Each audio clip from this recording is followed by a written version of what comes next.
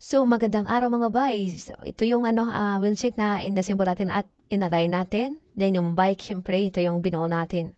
Napansin ko na hindi siya nakasentro nung pinalitan natin ng pork na pang 29 na mountain peak. So, ayun, kaya ni-align natin ulit at ito.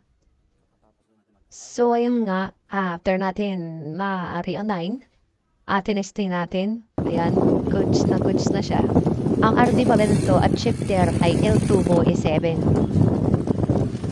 So kasing ganda ng performance ng Shimano kasi Shimano Yoshino. Ang maganda dito, mura siya.